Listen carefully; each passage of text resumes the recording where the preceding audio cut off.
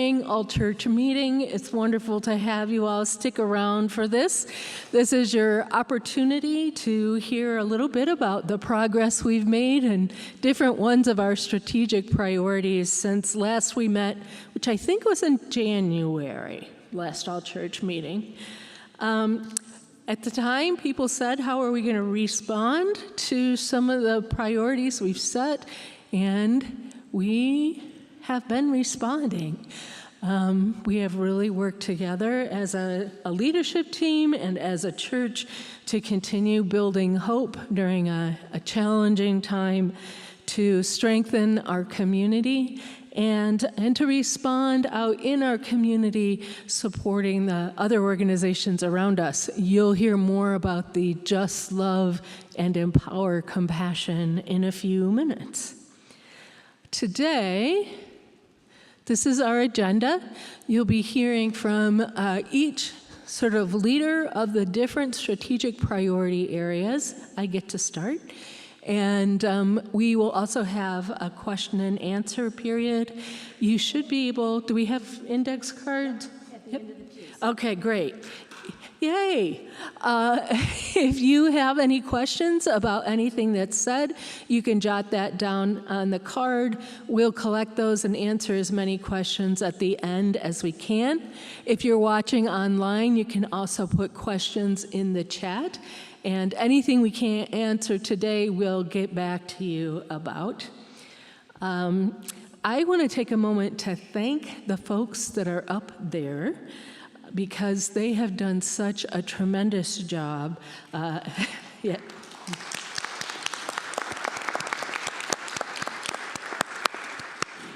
Everyone you're going to hear from today has been working very hard, as have their teams, over the last few months. And they do a lot of it behind the scenes, so you don't necessarily know it's happening. But they are an incredible crew, and I'm so grateful for them.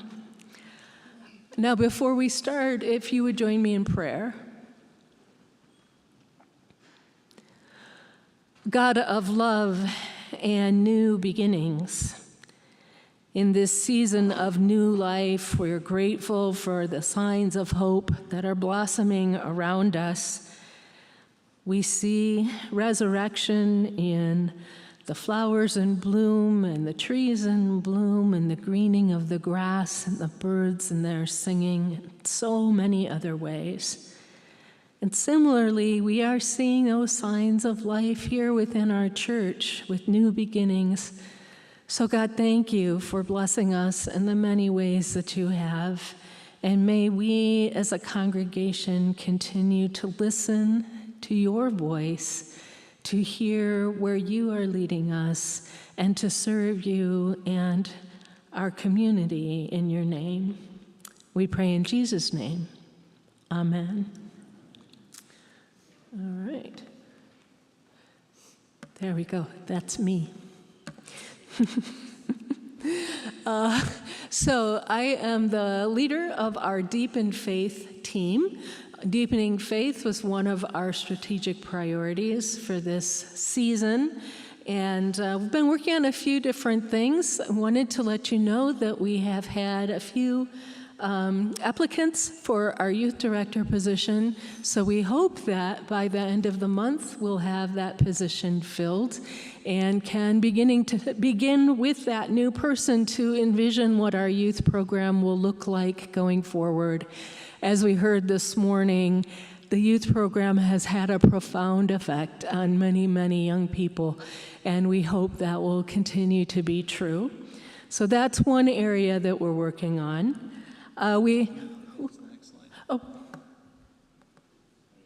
Thank you. Sorry about that.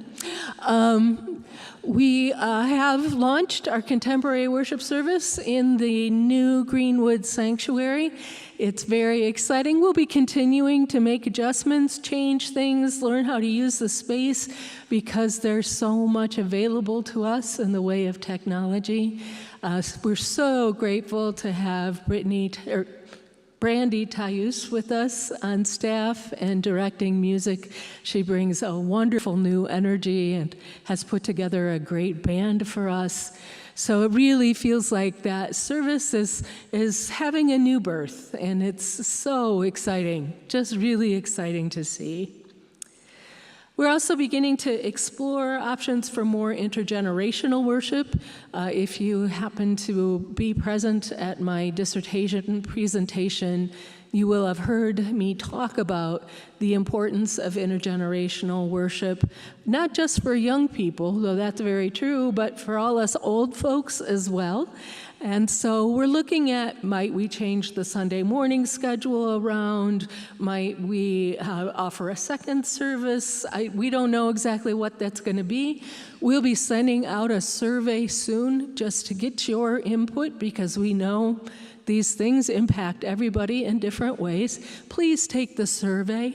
Please take the survey just to give us your input so that we know what's on your mind as we go forward with making decisions. We'll again be running our family worship in August. The Sundays in August after the regular worship service, we'll do the same thing we did last June, which was also part of my dissertation project.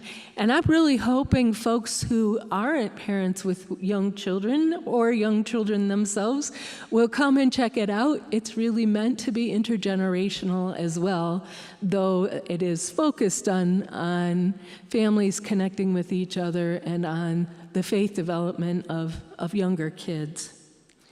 And then finally, I have been feeling really strongly that we need to get back to the basics of discipleship, because our world is in desperate need of disciples right now.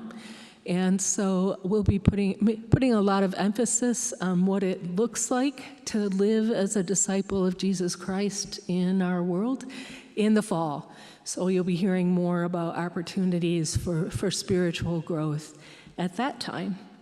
So those are some of the things we've worked on and things we'll be working on in deepening faith. Now I will hand it off to Reverend Geneva Waggy. I know that person.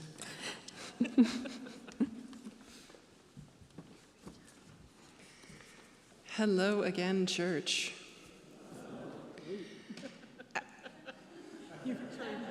So excited. I am indeed Geneva Waggy, and part of my pastoral call to this church is our connection to the community and is our understanding of how we fit into Ann Arbor, into Washtenaw County, into Michigan, and beyond. So the primary body by which we do that in this particular church is called the Justice League. We've been letting you know and going through ourselves how we break down what those missions are within the Justice League. So we have, through a lot of conversation, through a lot of prayer, through a lot of consideration, built a core of 12 missions around which we do our outreach to the community and our mission with others. This is an acknowledgement that this is some of the long-standing traditions and partnerships that this church has, but also that it is not faithful, feasible, nor even Methodist to try and do all of the things all of the time. We have to do the things that we can do, that we can focus on, and do them well. And part of recognizing that we can't do all of the things all of the time by ourselves, spoiler alert, this church is not Jesus, in case you didn't know, that the Justice League oversees these 12 missions, has its own pathway by which people can suggest new missions, if that is true. So if you have something that you say, hey, yeah, we can't do everything, but maybe we can do this, and we aren't already doing that, then you're welcome to talk to me, to the Justice League chairs, and to have a conversation about what it would look like to have a proposal for that idea. Again, this is all within the recognition that we are doing what we can well. And in knowing that we are doing that well, we are partnering with people who do other things well. So one of the things that we've been doing is more deliberately building connection points with other churches and with other organizations. So we had we were part of Advocacy Day, which is a United Methodist Michigan Conference initiative that we went to Lansing, and about 250 Methodists from all over the state gathered together to talk about how insurance handles those who have been in catastrophic car crashes. We had several folks who were from here that carpooled, that wandered over, that meandered to Lansing, and we were there for a day to talk with our representatives. I'm very grateful for those of you who wrote in later if you couldn't attend Lansing, who joined the table at Connections the few weeks before to be able to say, this is part of our Methodist understanding, that we are in the world, that we are part of the need for connecting with people and for championing those who may not have the platform of a voice that United Methodist Church has. We've also been working with other churches here in Ann Arbor. We had a Trans Day of Visibility service in March that had 8 churches represented in terms of who was involved, who was among the clergy on the chancel for that particular service. That coalition is building. We've talked about having something together for Pride. We've talked about doing something for Trans Day of Remembrance in November. So that understanding that this is one particular issue that we are all working on in terms of the inclusion of queer folk, that we can do as the church in a time that advocacy and that voice and that celebration is deeply needed. There are other upcoming ecumenical services. We had several during Lent, for Good Friday, for Ash Wednesday. Again, those are moments when we realize we are stronger together, that our denominational differences are real, and the way that Baptists do something or the way that Congregationalists do something is not quite the way that Methodists do something, but that doesn't mean we can't be friends in the body of Christ and the ways that we connect. Again, as the world is looking to nonprofits and the world is looking to the church to step forward and be together. One of the other things that's coming up, you'll hear about in a second, is the Just Love event. And again, that is an ecumenical understanding of how we connect to each other. And there are a couple of opportunities that are coming up for you to be part of that work that we do within the community. So last year we had our first service Sunday, in which instead of a Sunday morning worship, we had an opportunity to go out into the community and serve for an hour or 3 at various nonprofits. We are going to be doing that again. That is July 13th. So put it in your minds, put it in your calendars. Be ready to choose which one we're going to do, which one you're going to do for that particular Sunday. I am in conversation right now about whether or not to do something that Saturday, so keep that date also in mind. A little more tentative, but definitely July 13th. Also coming up on October 5th, we are going to be hosting the Crop Walk. This is the first time in about 15 or 20 years, I've been told, that this church has hosted the Crop Walk instead of joining it elsewhere. So we're going to need folks who are there to be friendly, who are there to be directional, who are there simply to be there. Again, put that in your minds about how we as a church are going to say that this matters to us to do it and do it well, as all of these justice initiatives are. And with that, I invite Marianne Claw.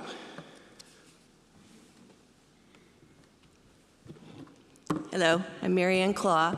I'm the event organizer for Just Love, Empower Compassion. I'm not going to go through the logistical details because you're going to hear a lot about this and you're going to be able to figure out exactly what's happening. But similar to the other events, do a save the date, June 8th, afternoon. What are we doing? Well, we're doing what my new friend Sue at St. Andrew's Breakfast calls prayer and. We here at FUMC are going to host 2 components. We are going to have a prayer and contemplation vigil in our Greenwood Sanctuary. But the big event, the most people event probably, is going to be an event at 1 o'clock in support of our local Washtenaw County nonprofits. As I'm sure many of you know, many of you both volunteer and give money to nonprofits.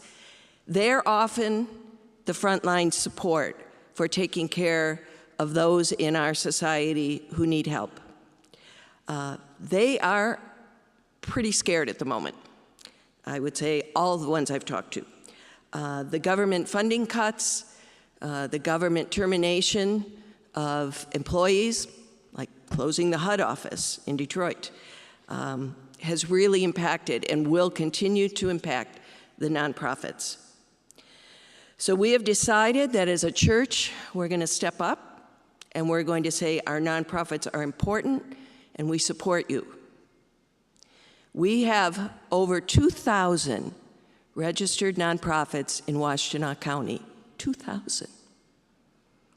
We have invited 6 to come to our church, to invite their supporters, to highlight what they do and hopefully get both financial support, if you so feel that you would like to give to either one or all 6, or we'll divide up the general donations, or to volunteer, right? What we are saying is, to the 6, we're with you, right? We are an important part of this community. We are with you. I think they're going to be quite familiar to you, actually. Alpha House shelters families and feeds them, gives them drink. House by the Side of the Road provides clothing. I'm guessing they're going to get swamped if what's happening with clothing prices is really going to happen. Hope Clinic provides health care. St. Andrew's Breakfast does a lot more than breakfast, right?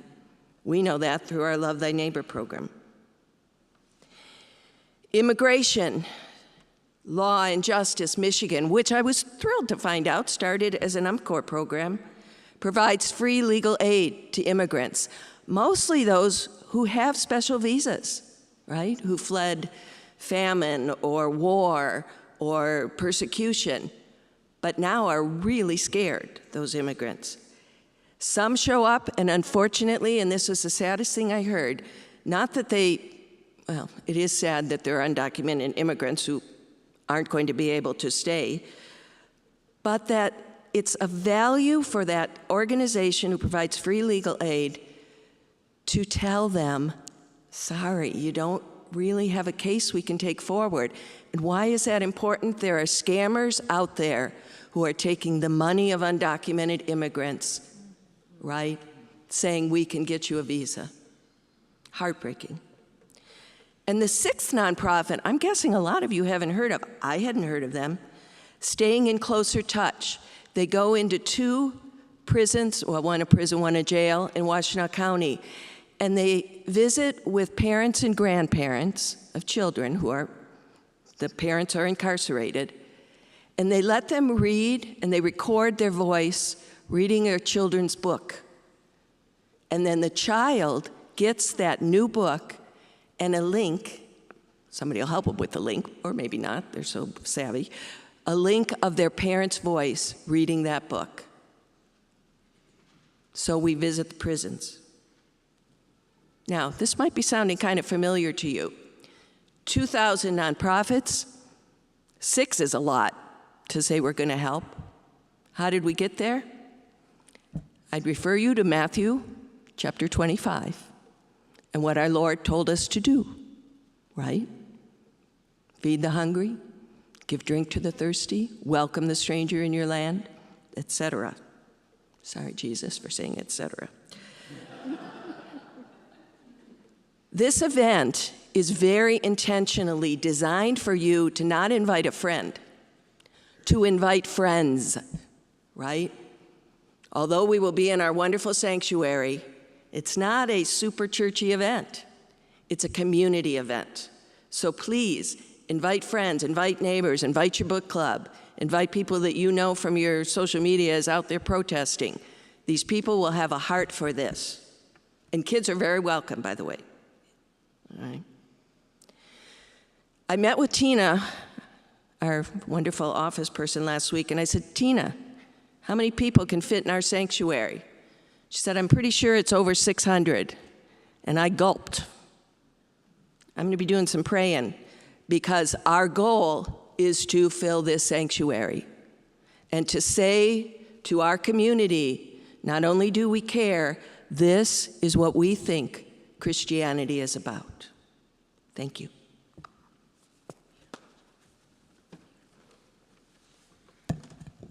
Thank you, Marianne. I am John Kaiser, one of the lay leaders here at the church, and heading up the Reimagine Facilities team. So, very briefly, we've been quite busy over the past few months. We have a group that meets weekly to discuss relationships and possibilities with development and working with the Wesley Foundation. As you know, we share some of the property with them. They share part of our building.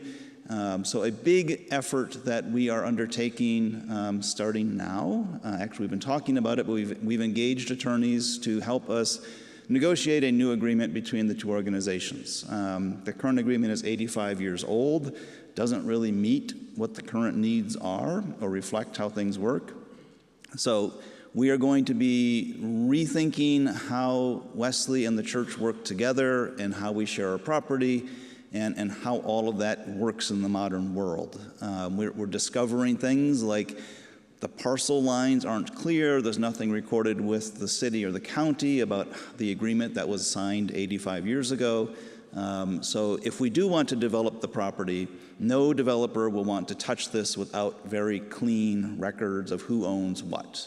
So part of our negotiation and discussion is to figure that out. But more importantly, we just need a better current agreement. So whether we develop or not, this just has to get done so we can make sure that we have a relationship and an agreement that works for current and future needs.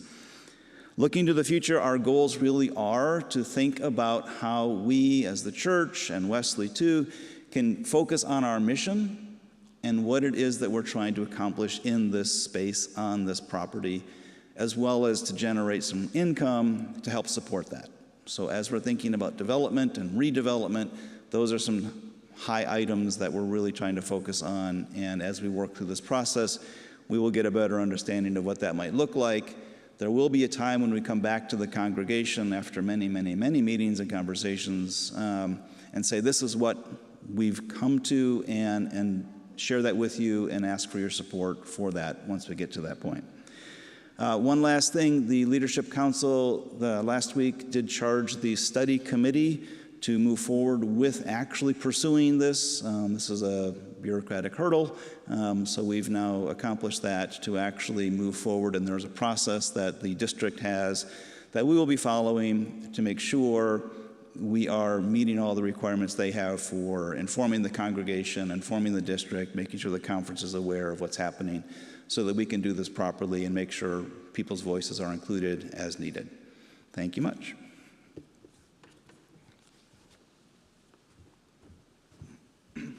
Hello, I am Ann Cox, Chair of Trustees, and I'm going to speak about how we've been reimagining our facilities. So just to let everyone know, we did complete the sale of the Greenwood facility on April 18th. We closed, and that facility was sold to another church called the Church in Ann Arbor, and they will continue to worship in that building. We did have a transition from the contemporary worship service, the Greenwood service, moving to downtown. I'll speak about that a little bit. And then we also are going to be starting a new relationship with FUMC in 2026, where we look at more of a building use relationship with FUMC, similar to how we are with Wesley, where there might be more of a sharing of some monies to help with building maintenance, utilities, and things like that. So that will be an upcoming relationship with them. I'm going to move on to a few pictures that will help describe. So this was at the end of March. There was a wonderful celebration service that celebrated the fellowship of all the many years at Greenwood. There was a service, there was a dinner, and then there was a program to celebrate that fellowship and many memories, and just to celebrate that Greenwood time. And then transitioning downtown, the Greenwood Task Force had looked at different spaces around downtown that might work for the contemporary worship, and we took a look at what we now will remember as our former chapel, the chapel in the round.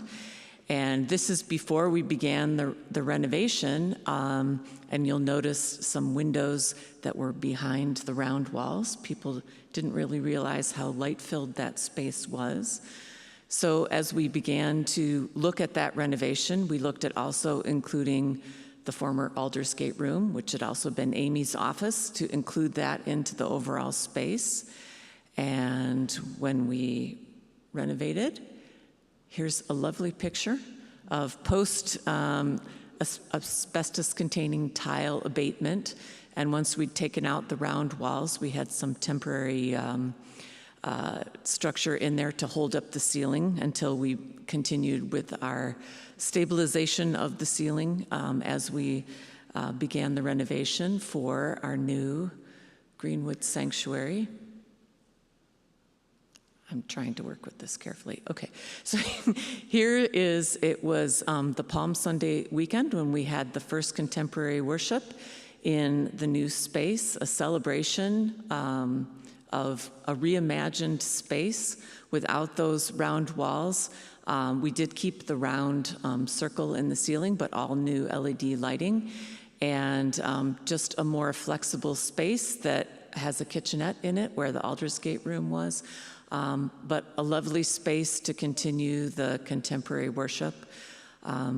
So just that transition for the Greenwood congregation to move into this new Greenwood Sanctuary.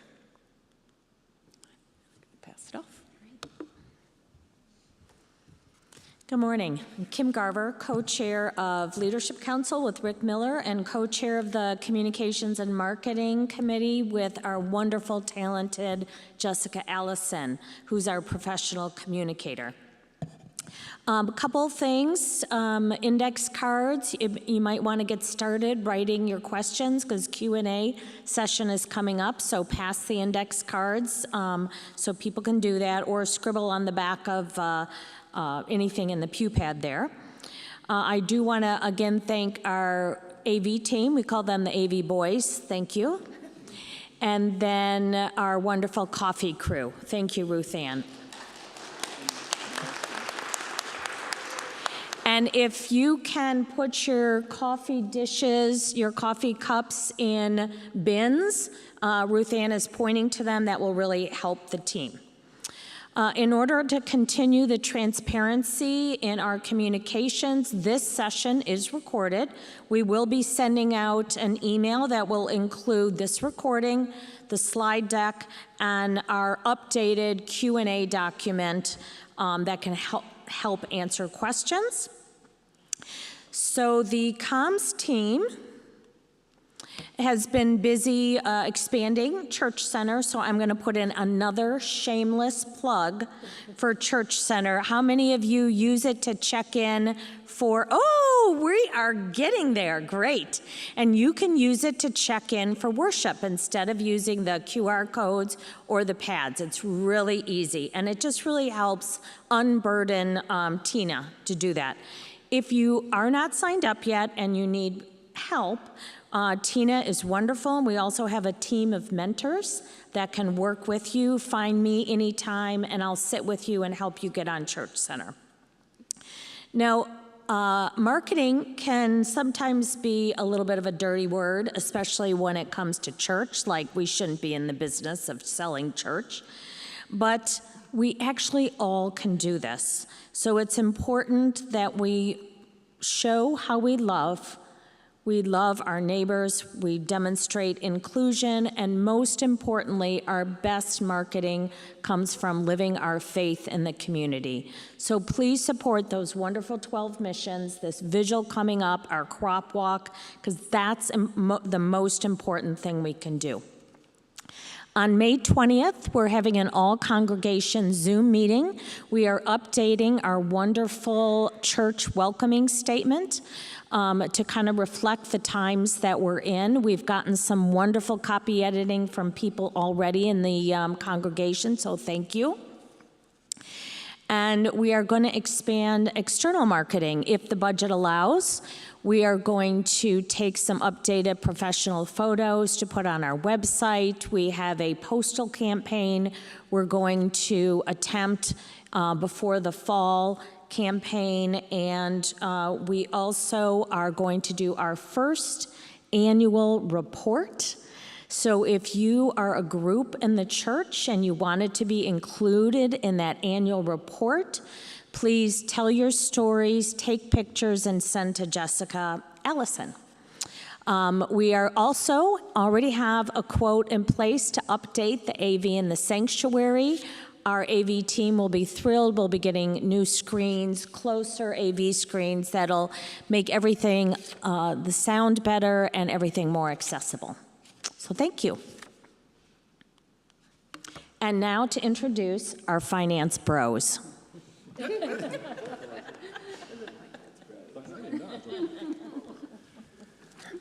morning. Let's see, where do I do this? This way? Yeah. So I'm John Wilson. This is Ted Brokaw. Our budget year, we are looking. We've got 2 months more in this fiscal year. It looks like we're going to have a small deficit at the end of the year, but it's manageable. But if people would like to contribute more, this would be a big help. That problem. And solve that problem. We've had good expense management on the part of our staff. The proceeds of the sale of Greenwood are not available for operating expenses. They can be used and are being used to pay off our mortgage and to pay for the Greenwood Sanctuary. And that leaves some more in the till to do other capital projects, but we can't use it for operating expense. So please keep that in mind when you look at giving to the church. We still need contributions. We're working on a recommended budget for the next fiscal year.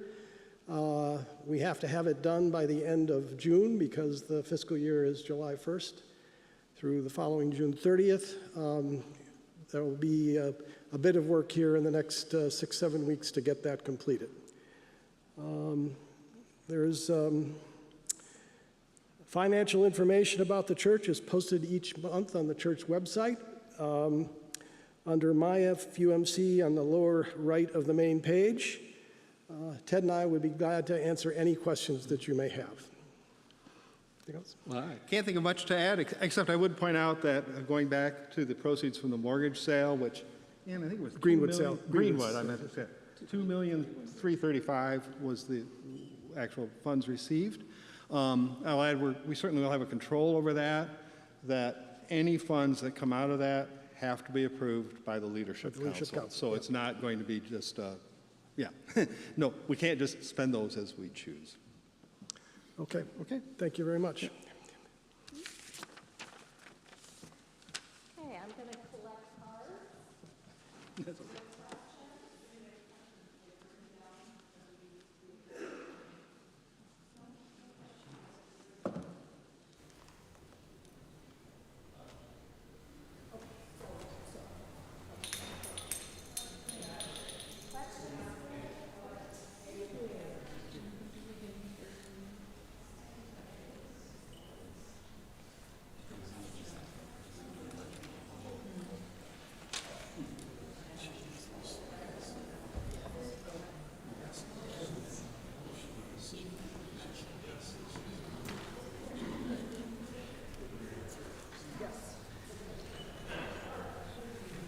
More questions? Anybody?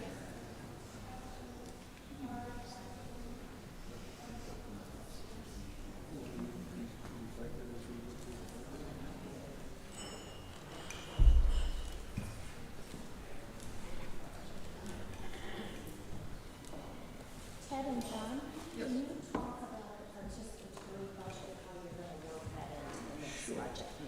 Got a question about that. So the participatory budget recommendations are on the table. We have them. We are trying to incorporate them into the budget. There are some challenges there, but there's some very good input that we think we can handle. But we're probably not going to be able to handle all of it, and we're going to have to say to the church, here are some things that we aspire to do, and we're going to need you to do more of during the year to try to address those. But we're definitely, these are part of our discussion. That's valuable input. I'm glad we have it, and hopefully we'll have a budget that more people can be comfortable with when we adopt it. So.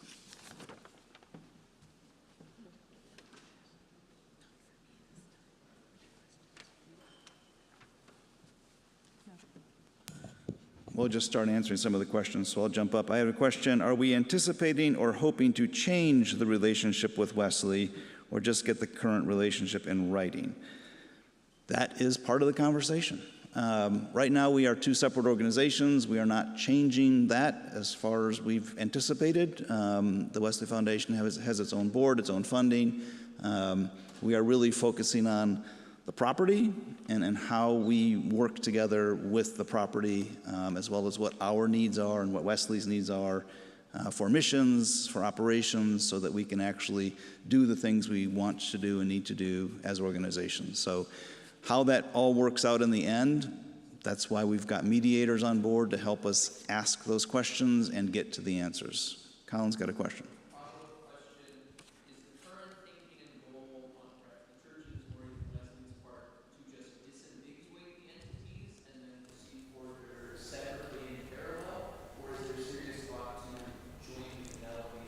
We are looking at potentially jointly developing. So yes, and the attorneys have thrown out many ways that one could do that. And again, we need to figure out what we need first before we can figure out how we work together.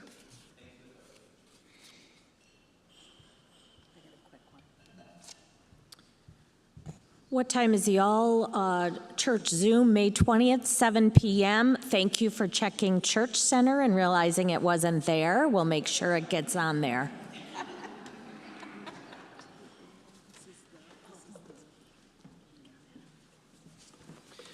Pursuant to the participatory budget question, this is asking how will we fund Crop Walk and other nonprofit work. The semi-long-standing tradition of this church is to have what other denominations call benevolence work, but outreach work as a separate giving pool than the operating budget. We are in conversation about whether it's time to bring those back together. Currently, they function as separate things, so it is by giving to those particular projects, and those are partially the moments of mission that we have on a fairly regular basis, is the ask of here's what we're doing with those, for now, 12 projects. But we will have more information this summer about whether it is feasible to collapse those two into each other and to figure out how we work, or whether for right now it's best to keep them separate. So, ongoing question.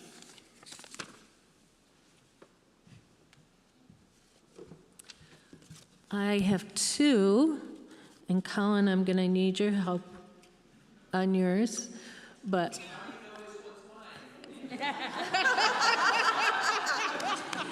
it's that academic handwriting. But I'll do the other one first.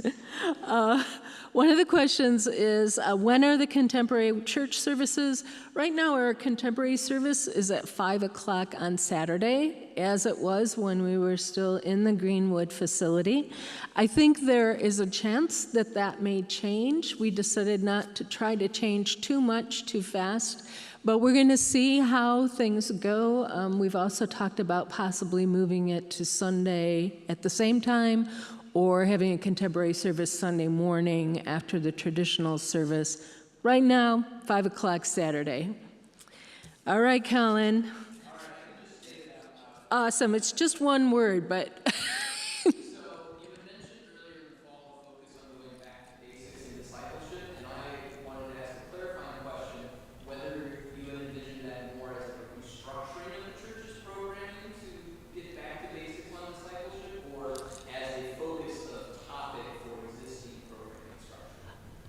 so that's part of the looking at how we might change up the Sunday morning. Oh, the question was, thank you, are we restructuring when we look at focus on discipleship, restructuring Sunday morning or restructuring offerings, or are we talking more about topics offered within our existing structure? And I think the honest answer is we don't know yet. We're looking into some possibilities for restructuring Sunday mornings.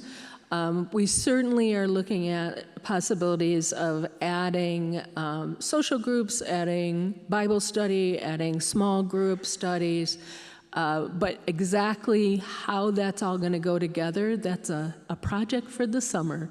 We'll be letting you know. But definitely topic and possibly restructuring as well. Anything else? I suspect that there are a few questions about some of the social justice programs. What are the 12 programs? There is a question here about one of the organizations that will be part of the Just Love event. We will find out the answer, Dave, to this question, and also put together some more information and make sure that there is information available about all of our Justice League programs as we move forward. Are there any other questions before we share just a few wrap-up events or wrap-up ideas from the Justice League stuff? Is the Serve tab. On our website, you can find more information about our Justice League and those 12 programs under Serve on the website. Jeff? Yeah. Just ask it, I'll repeat it, and we'll find out who needs to do it.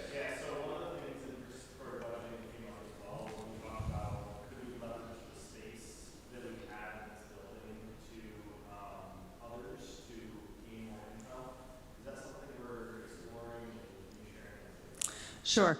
The question is, how are we leveraging our existing space? This was a conversation that we've been having. We've been having it in lots of places. So how are we using that to look at income for the existing budget? That is going to be really important because a development is going to take minimum 5 to 7 years.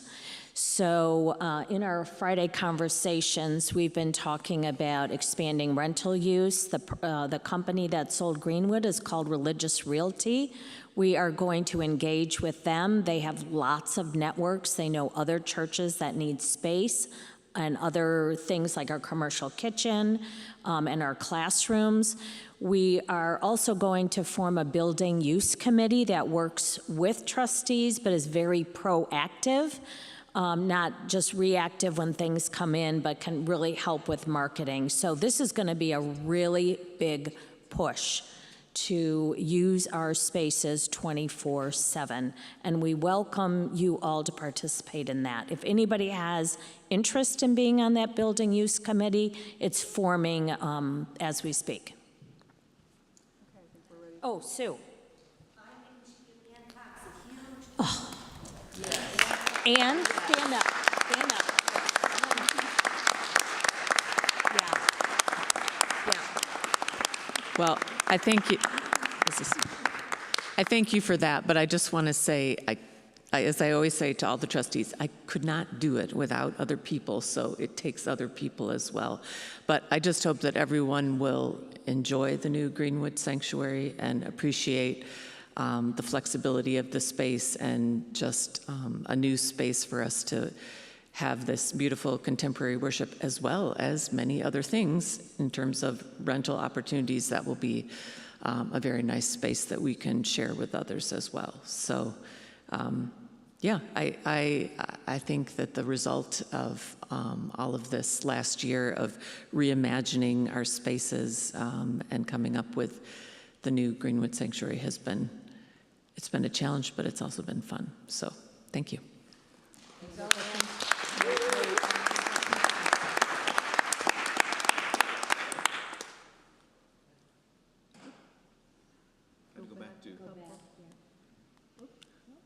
Okay.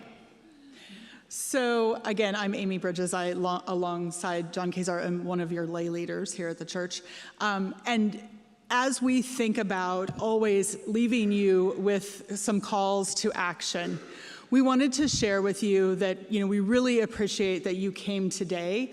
For those of you who are watching this afterward, thank you for taking the time to learn about what is happening in our church community. Obviously, one of the best ways that you can be involved is to continue to be welcoming to new people that you see. Introduce yourselves, stop to say hello. Invite your friends to join you. As we said, sometimes the Methodist way is to start with an event that isn't a Sunday morning worship. We have plenty of social justice opportunities coming up. Make sure that we are building that community. Check on your friends. If you see someone, or if you realize that someone hasn't been to a small group that you are part of, or hasn't been in a pew recently, give them a call, or send them an email, send them a text just to check in. Make sure that you continue to pray for everyone in this church, but especially our clergy, our lay leaders, our committee leaders, our committee chairs, our leadership council chairs, as we continue to do all of this work. And obviously, we want you to be present in all the spaces and places where we are gathering. Participate in those activities and events. We will have that upcoming survey about faith formation, where we are looking to see what we need in 2025, what this community needs in this time. Please be part of that. And then any way that you are able to volunteer, there is nothing that is too small, and there are plenty of big ways that you can be involved.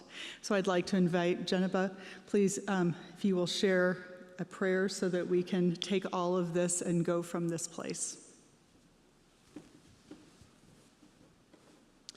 In all of the things, I'm sure there will be other questions that happen. We are folks you can come ask, or that you can email. Many of our emails, certainly Nancy's and my email is all over the webpage.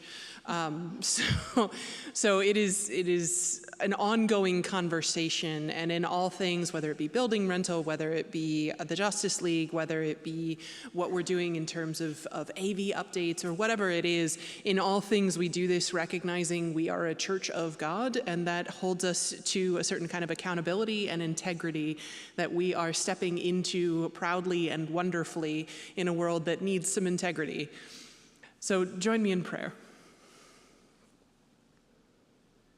God of yesterday, today, and tomorrow, we thank you for this opportunity to come together and say that this is who we wish to be, yours. This is who we have been, yours. This is who we are now, yours. This is who we will be, no matter what happens, or no matter who changes, or no matter what we can find or lose or shift along the way. Yours. In all the things that we have yet to come, in all the uncertainties and the questions, in all of the plans that we make and alter and make again, remind us to be yours, to live lives that follow you, to work into all of the places that you set us as your children, your beloved, your created. In the name of your Son, the Christ, we pray. Amen. Thank you for your time, and have a good rest of your Sunday.